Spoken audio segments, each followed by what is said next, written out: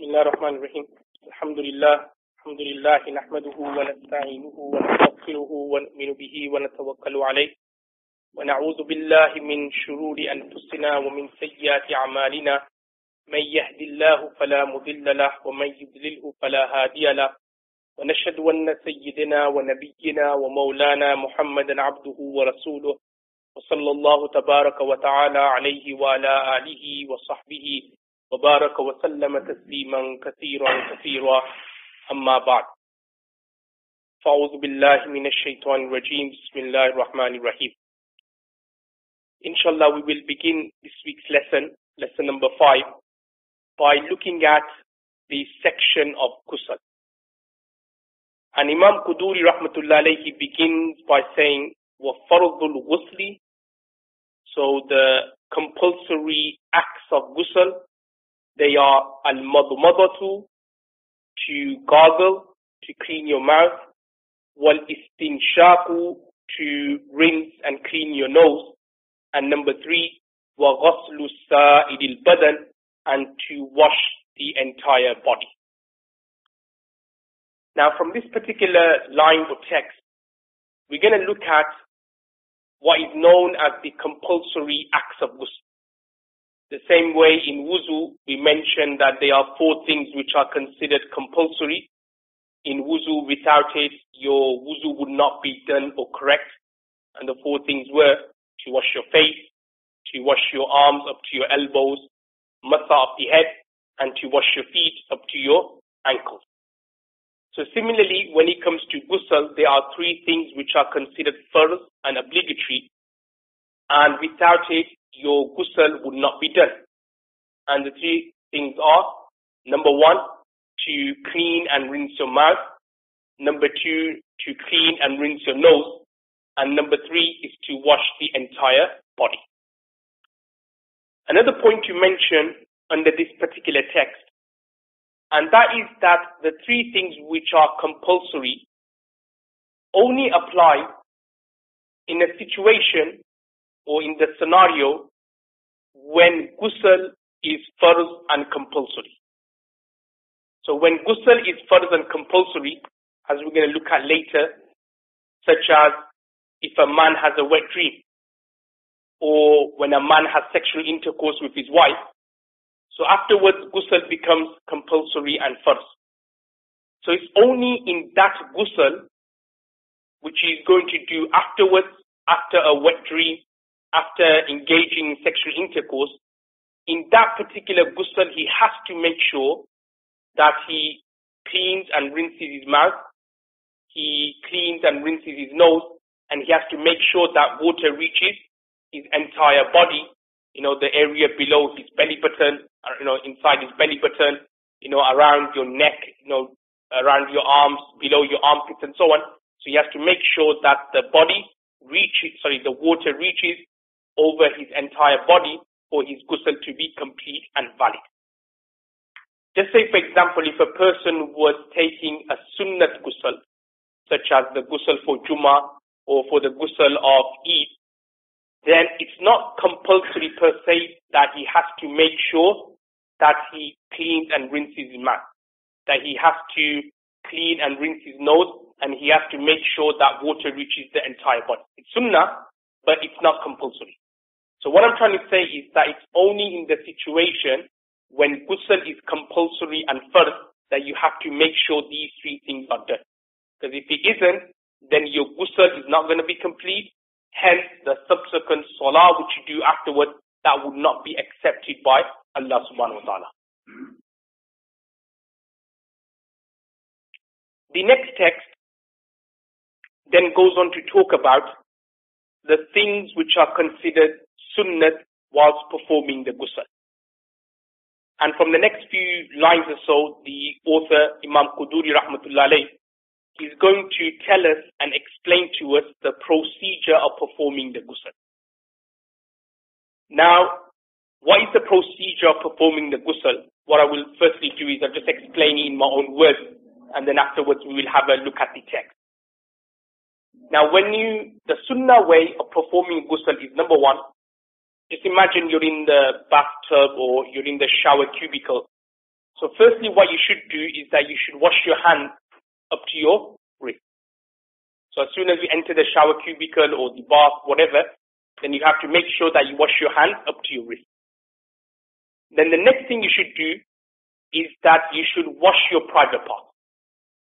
And in particular, if it's a scenario where ghusl is compulsory and fard, such as that you had a wet dream or you've had sexual intercourse with your wife, so it is obvious that around the private part area, around the penis area, there's going to be semen clotted up.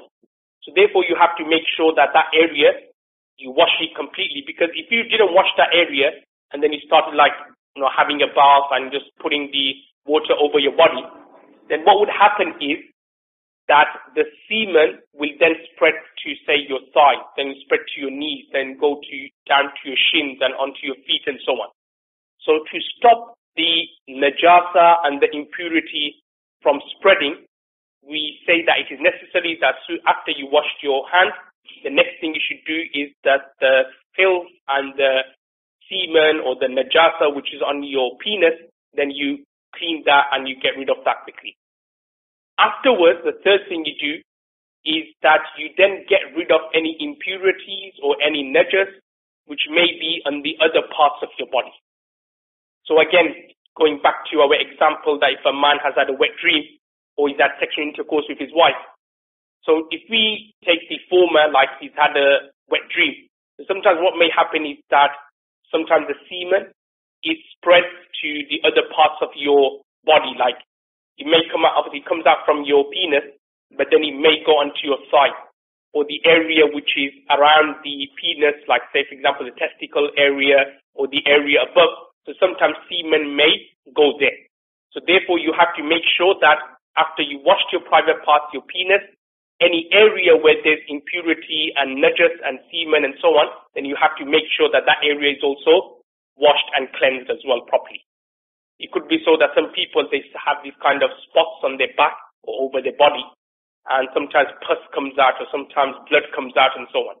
So again, you have to make sure that when you are having a ghusl, after you washed your private part, any area where najas and impurity is coming out, like blood is coming out from a particular area of your body, there is a wound or a gash, and from there some blood is coming out, so you have to make sure that water reaches that area, you wash that area properly before you go on to the next part of your ghusl.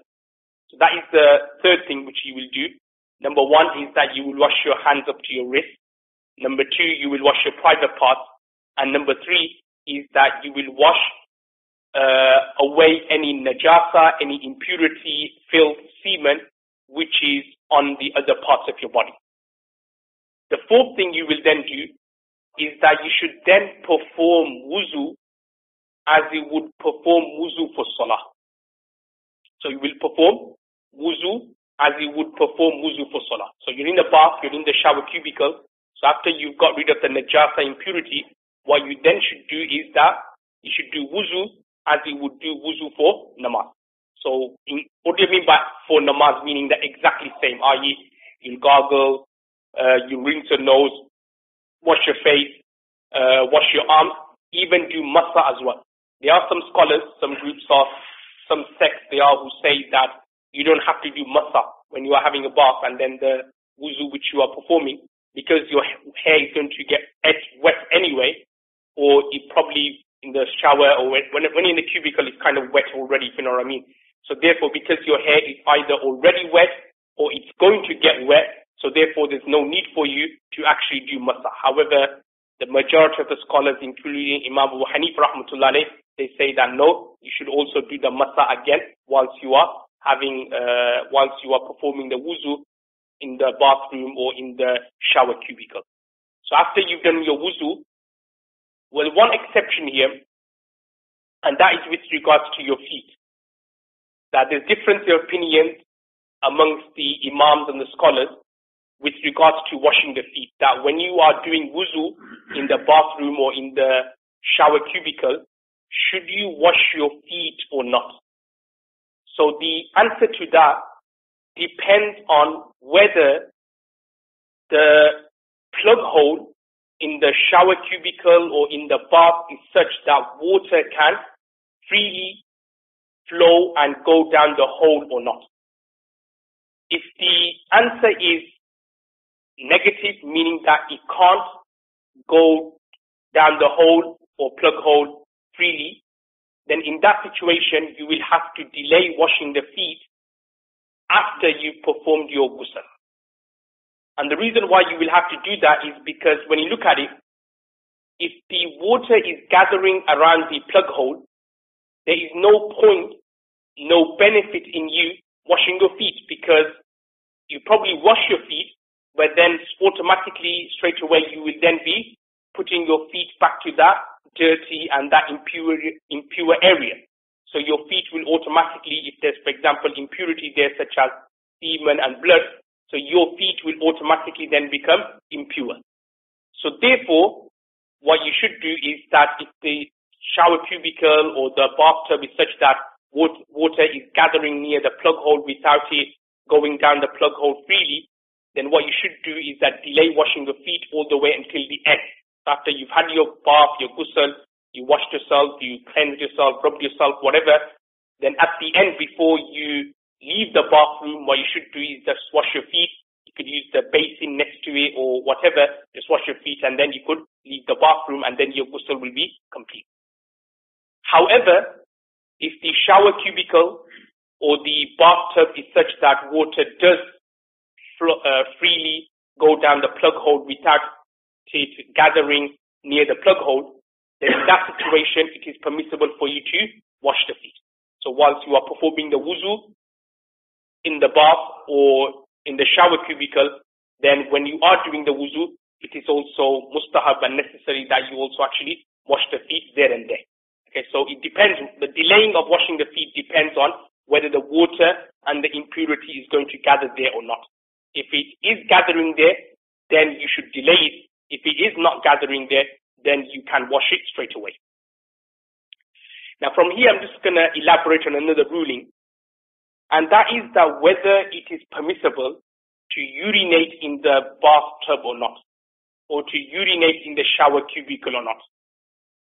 Now it's mentioned in a hadith which can be found in Sunnah Abu Dawood and Sunnah Tirmidhi, where Rasulullah sallallahu alaihi wasallam has said, "La yabulanna fil mustahma," which basically means that no one should urinate in the public bath, i.e. in the bathtub, or nowadays in the shower cubicle.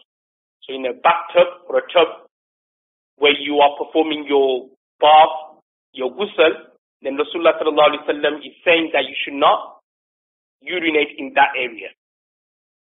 And then the next part of the hadith then goes on to say that if you do urinate, then what happens is that it creates waswasa.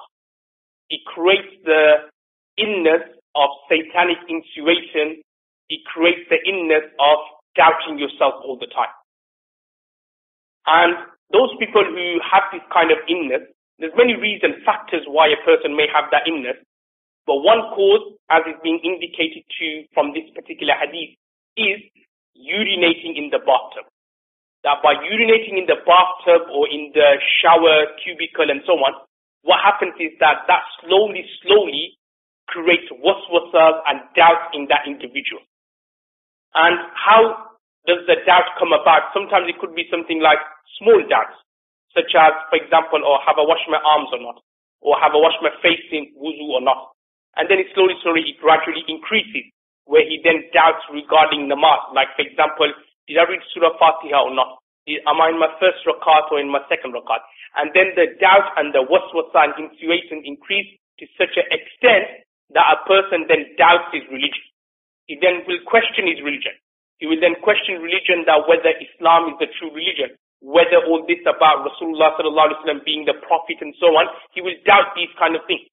And some people, astaghfirullah, may Allah forbid us, but they've actually reached that particular state. Because obviously the intuition was so bad, the waswasas and doubts and shak are so bad that it takes them to doubting about Islam. It takes them to that level where they're actually doubting about Allah himself. They say that, this world doesn't have a God, there's no such thing as a creator and a khaliq, and they doubt Allah subhanahu wa ta'ala. So from this we can understand that, urinating in the bathtub and so on, should be something which we should avoid. However, some scholars have said that they kind of interpreted the hadith, and they've said that if, for example, if the cubicle is such that if the water is flowing freely down the plug hole, then to urinate in the bathtub will be makruh tanzih, slightly disliked. Because obviously, like with impure water, like with the semen, which is just going to quickly flow down the plug hole, so similarly, if a person was to do that, then it will be considered makruh tanzih and slightly disliked. Whereas other scholars have said that, have said more or less the same thing, but they've also added that if, for example, if the bathtub is such or the cubicle is such that water is not flowing into the plug hole freely and it actually gathers there, then to urinate in such a bathtub will be makruh tahlili, severely disliked, haram, you could say, because obviously what will then happen is that water which has got urine in, it will then touch your feet and other kind of body. And as you know, the famous hadith of Tirmidhi and other books of hadith about those people who were being tortured in the grave. And the reason why they were being tortured and punished in the grave is because they did not refrain from peshab and from urine. That they would just urinate anyhow, anywhere. And because of that reason, they will be tortured and punished in the grave severely. So from this we can understand that these kind of things we should refrain from. There's one particular thing regarding, as we touched on the issue of waswasa and doubt. Like there may be some people who may be sitting here, facing this kind of problem or doubt, that they're always doubting themselves, like whether I've read 2 rakats or 3 rakats, and they're always doubting themselves regarding wuzu. They're always doubting themselves that, or did I pass wind or not? They're always doubting themselves that did something come out of my private part whilst I was performing namaz. They're always doubting about salah as well, that did I divorce my wife? There's so many things. So the best way to curb this particular problem and issue is very simple, and that is start worshipping Allah subhanahu wa ta'ala. Start remembering Allah subhanahu wa ta'ala. Start becoming more God-fearing and follow the sunnah of Rasulullah sallallahu alaihi wasallam. And it's mentioned in Surah An-Nas, where Allah subhanahu wa ta'ala tells us that to seek refuge min sharril waswasil khannas, from the sneakers, waswasas and doubts. And here the word al-khannas in Arabic means sneaker, but the commentators of the Holy Quran have described khannas here to mean shaitan.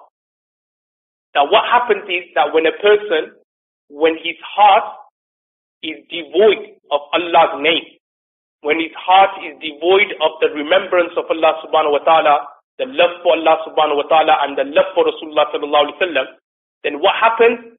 Shaitan then sneaks into that person's heart. He gets into your heart and then he spreads his lies. Then he spreads his deception. Then he spreads his insinuations and his waswasas and his doubts. And that's why you will always then fear that whenever you're reading namaz, you're always doubting yourself whether I read 2 rakats or 3 rakats. When you are about to start namaz, shaitan will always come and put a doubt that, or I think you forgot to wash your face in wuzu, all these kind of things, you'll always put these doubts. So these doubts always comes around when a person is devoid of Allah subhanahu wa ta'ala's remembrance, and when he's devoid and when he's far away from the religion of Islam. And when that happens, that's when shaitan takes over you, and that's when he spreads these kind of lies and deception. So it's very important that if a person is is kind of suffering from these kind of illness and diseases, then he has to make sure that straight away he should, gain nearness to Allah subhanahu wa ta'ala, come to the masjid, read salah, become more God-fearing, start following the sunnah and practice of Rasulullah sallallahu alaihi wasallam. Now, as I was saying, that a person should do wuzu, and then after he does his wuzu, the next thing which is considered sunnah and in the procedure of performing the ghusl is that he should then pour 3 buckets of water over his head. And the sunnah method of pouring the water or the buckets of water over your head and over your entire body is 1 bucket should be over your head, the second bucket should be over your right shoulder, and the third bucket should be over your left shoulder. So this is how you should perform the ghusl. Obviously nowadays, very rarely we actually perform ghusl with buckets and so on. So we tend to have showers at home.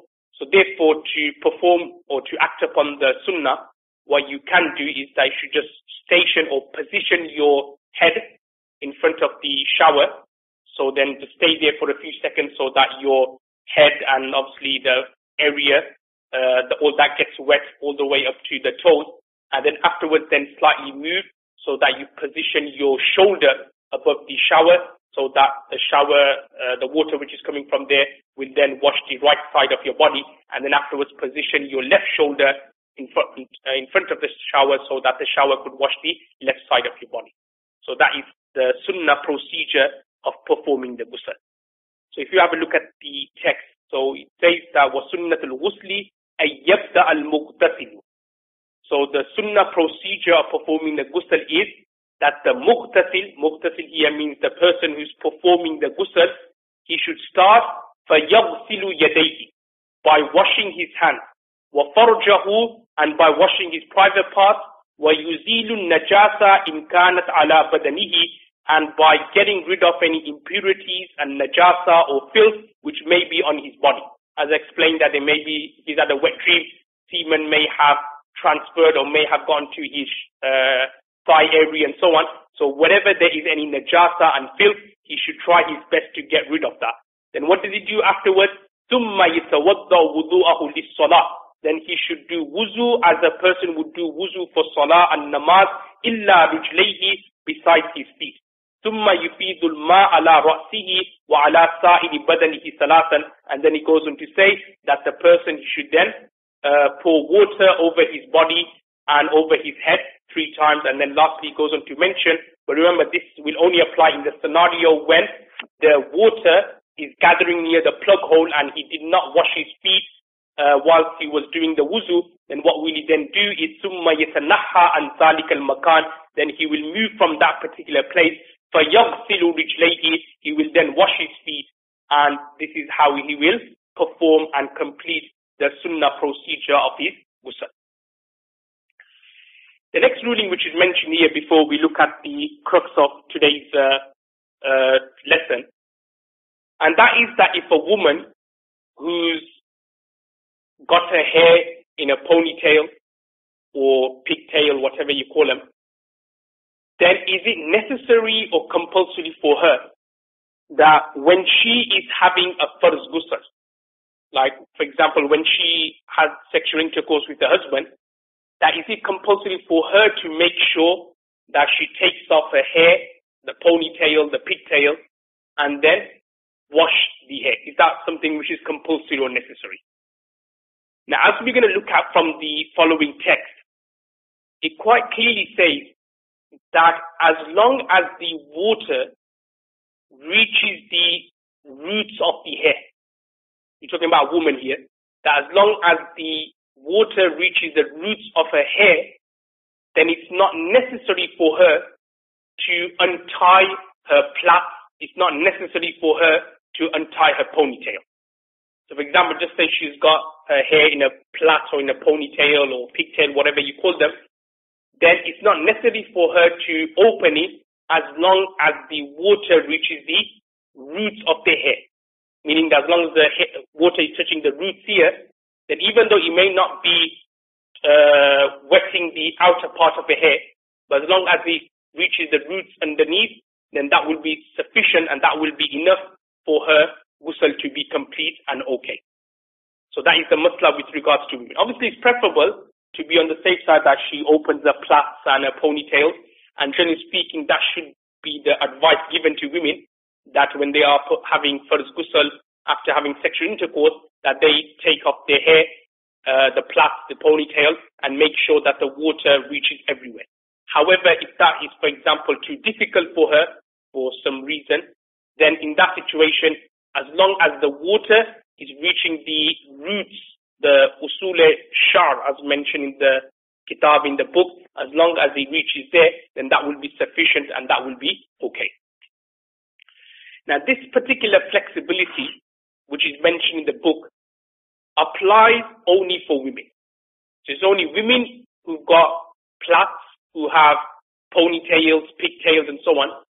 This flexibility only applies for them where they have been given dispensation from the Sharia not to open their plaits, but instead wash their hair as long as the water reaches the roots. That will be sufficient and okay.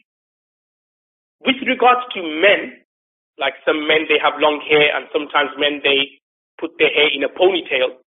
So with regards to men, they will have to take off their ponytail when they are having a farz ghusl. They can't do their, like, when it comes for men, it's compulsory that the water reaches every part of the hair. It's not for women where as long as the water reaches the roots, that will be okay. But for men, the ruling is slightly different, and that is that you have to make sure that the water reaches all parts of the hair, whether it's the one which is on the periphery or whether it's on the roots and so on. So you have to make sure that the water reaches all parts of the scalp and all parts of the hair. I'm just going to elaborate on this particular masla here. With regards to men tying their hair with a ponytail or men having their hair in braids and so on, that whether this is something which is allowed in Islam. Now there is a hadith which can be found in Sunan Ibn Majah, in Sunan Tirmizi, and also in Sunan Abu Dawud, narrated by Sayyida Hani radhiyallahu anha, that Rasulullah sallallahu alaihi wasallam, when he entered Makkah, during the conquest of Makkah, he entered and he had 4 braids on his hair. That his hair was split up into 4 parts and there were 4 braids on his head. And from this, scholars such as Hafiz bin Hajar rahmatullah alayh, who's written a great thesis on Sahih al-Bukhari entitled Fathul Bari, has said that Rasulullah sallallahu alaihi wasallam, as you're probably aware, that he had long hair. It's only, say, for example, when he went to perform Hajj or Umrah, that's when Rasulullah sallallahu alaihi wasallam would shave his hair or had really less hair. But generally speaking, Rasulullah sallallahu alaihi wasallam's habit was that he had long hair, and according to some hadith, it says that he reached his shoulders, and some other hadiths say that he was actually longer than his shoulders. So Rasulullah sallallahu alaihi wasallam had long hair. So when he entered Makkah, his hair were in 4 braids, or 4, you could say nowadays, ponytails, and in that particular state, Rasulullah sallallahu alaihi wasallam entered Makkah. Now from this we can understand that in principle, a person, if he wants and he's got long hair, and if there is a need or necessity, then he can also tie his hair in a ponytail as well. And what I mean by necessity, such as, for example, if he's playing football and he doesn't want his hair to go all over the place, so what does he do? He just puts it in a braid or puts it in a ponytail, gets the elastic and puts it in a ponytail. That will be allowed in principle. Or like, for example, as was the case with Rasulullah sallallahu alaihi wasallam, because Rasulullah sallallahu alaihi wasallam was on a journey. Because obviously the story about the conquest of Makkah, it wasn't like a 1 or 2 day job. It was like months of preparation. Rasulullah sallallahu alaihi wasallam, during the month of Ramadan, they had to proceed from Medina Munawwara to Makkah, and it was on the 20th of Ramadan. That's when Rasulullah sallallahu alaihi wasallam conquered Makkah Mukarramah. So during the month of Ramadan, when Rasulullah sallallahu alaihi wasallam was very busy and he could not take care of his hair, so therefore what did he do to stop it getting messy? Rasulullah sallallahu alaihi wasallam put it in a ponytail or in braids. So as you can see, that in principle it is permissible if there is a need or a dhurura. However, there is a Maliki scholar in the name of Ibn Abdul Bar al-Maliki rahmatullah alayh, and he mentions a very important principle here, and he says that the ruling of men wearing their hair or tying their hair in ponytails or in braids depends on custom, depends on the urf and the custom of people. And if custom dictates that if a man starts wearing ponytails or starts wearing elastics and makes it into like pigtails and ponytails and so on, that he will resemble female, or that he is imitating women, then it will be makruh tahrimi, it will be impermissible for the man to put his hair in a shape of a pigtail or in a ponytail. So that is more or less the ruling here. that obviously nowadays when we look at a man, if he's got a ponytail, then, well, not a man, if we see someone who's got a ponytail, long hair ponytail, sometimes we kind of doubt it ourselves that whether he's a man or whether he's a woman. Because obviously sometimes you could tell if it's a woman if she's wearing a niqab or a burqa, but sometimes like, nowadays some women, they don't even wear burqa. Obviously non-Muslim, they don't even wear burqa. So sometimes when you see them, like a man, it's actually a man, but the way he's actually put his hair, you're actually doubting whether he's a male or a female. So whatever there's a doubt that whether he's a male or a female, then in that situation, it's preferable that you don't actually braid your hair, you don't put it in a ponytail when you are about. Okay, whether, as I said, if it's for football, those kind of issues, then I mentioned the flexibility that there is one opinion that is permissible. But if you're not doing any kind of like activities and so on, then you should just leave your hair as it is. And in particular, we're going to look at this in the namaz and the salah section, that in particular when you are performing your namaz, you have to make sure, it's makruh tahlimi, to actually have your hair in a ponytail and read your salah and read your namaz. And it's mentioned in a hadith which can be found in Tabrani, where once Rasulullah sallallahu alaihi wasallam passed by a man, and this man, his hair was braided and he was performing sajda. So Rasulullah sallallahu alaihi wasallam told him to leave his hair alone so that it can also make sajda and prostration with you. It's mentioned in a asar, a saying of a sahabi, and the sahabi in question here is Abdullah bin Mas'ud anhu. He says that when a man or when a person, when he performs sajda and his hair touches the ground, then he will also receive thawab and ajr for that. As mentioned in the Quranic verse, that on the Day of Judgment, all your organs and your body parts will testify to Allah subhanahu wa ta'ala. So if you've done bad with your organs, then it will testify against you. But similarly, if a person did good with his organs, he used his hands for good things, he used his mouth for good things, he used his heart for good things, he used his feet for good things, he even used his hair for good things, as mentioned in the hadith there, then that those things will testify to Allah subhanahu wa ta'ala that such and such a person used this organ of yours to pray, he used this organ of yours to remember you. Allah subhanahu wa ta'ala will forgive that person just because of that. So that's the khulasa and the conclusion of this particular section here. So if we just have a look at the text. So the text says, وَلَيْسَ عَلَى الْمَرْأَةِ أَن تَنْقُضَ ضَفَائِرَهَا فِي الْغُسْلِ إِذَا بَلَغَ الْمَاءُ أُصُولَ الشَّعْرِ, that there is nothing wrong in the woman opening her plaits, or it's not necessary, for women to open their plaits fil ghusli when they are performing the ghusl, as long as the water usul al-sha'r reaches the roots of the hair. So as long as the water reaches the roots of the hair, then that will be sufficient and that will be okay. Now the next section which we are going to start is actually the main part of the ghusl section, because obviously the first parts which I mentioned is more or less straightforward. I'm sure everybody knows how to perform ghusl the sunnah way, and also everybody probably knows which things are considered obligatory and mandatory in ghusl, without which your ghusl would not be done. But the next section is quite important, and the next section which we're going to look at is those situations or scenarios when ghusl becomes compulsory, like having a wet dream or sexual intercourse and so on. So those kind of situations, that's when ghusl becomes compulsory, and that's when ghusl becomes first. And the reason why it's important is because it's not semen all the time comes out from our private parts. Sometimes other kind of liquid, which we're going to look at later, called in Arabic madhi, that also comes out.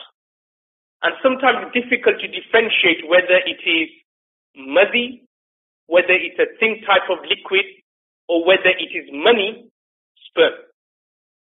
And sometimes what happens is that we give it the benefit of the doubt and we think, yeah, it probably looks like madhi, whereas in reality it is sperm or mani has come out, and then you continue reading your namaz, you continue touching the Quran, you continue coming to the masjid, whereas mani and sperm has come out, which actually made it compulsory and obligatory for you to have a ghusl.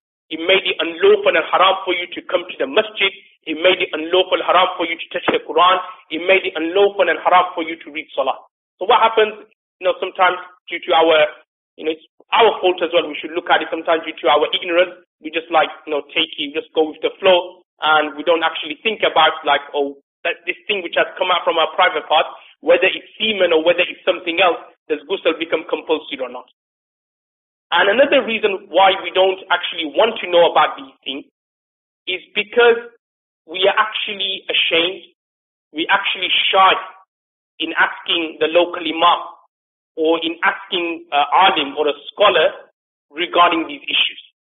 We think that, it's, haya, it's modesty, I can't really ask the imam sahib, what comes out of my private part.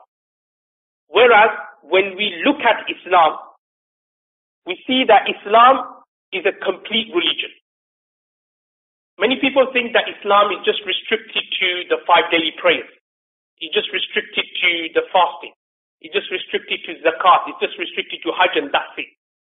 Whereas, and this inshallah will be made evident when we inshallah study this book, is that Islam is not just based on the 5 pillars of Islam, but instead Islam is based on other aspects.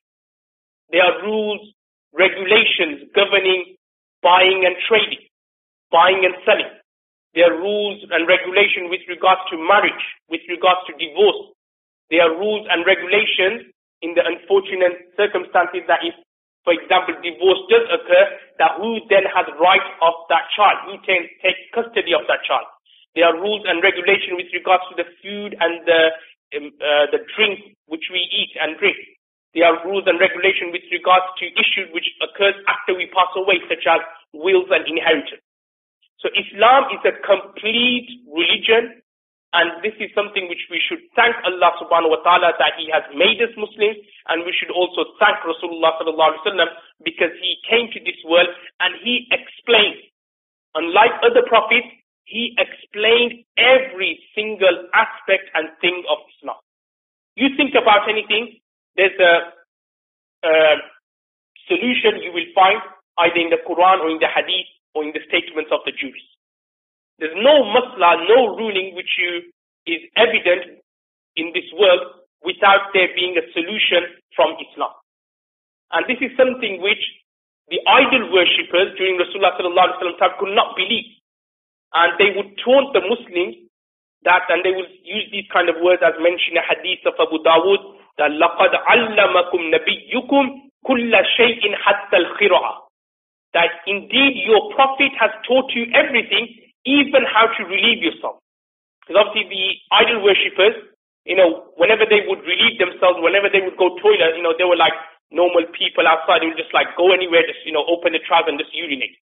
However, Rasulullah sallallahu alaihi wasallam even massaged regarding istinja and urinating, things which we don't want to talk about, things which we think to be disgusting, and it is disgusting, but you know what I mean. Rasulullah sallallahu alaihi wasallam has explained rules and regulations regarding that. How to do istinja, how to go to the toilet, how to pass yourself and relieve yourself. There's rules and regulations Rasulullah sallallahu alaihi wasallam mentioned. Even to the extent which inshallah I'll mention next week, rules regarding intimacy. Rules, regulation regarding intimacy, regarding sexual intercourse, Rasulullah sallallahu alaihi wasallam has mentioned it. So that is one of the features of Islam, that it covers every single angle. Now some of us may be thinking, well, it's against modesty for me to ask the Imam that I've had a wet dream or this thing has come out from my private part. Does ghusl become compulsory or not? And they will, most of the time, will take that hadith which can be found in Sahih al-Bukhari and Sahih al-Muslim, where Rasulullah sallallahu alaihi wasallam has said, Al-haya'u shu'batun min al-iman, that haya and modesty is a branch of iman. Now the answer to that will be that yes, it is a valid point that modesty and haya and bashfulness is part of iman. But what they fail to recognize is that there are two types of modesty. One is the good type of modesty, and the other is the bad type of modesty.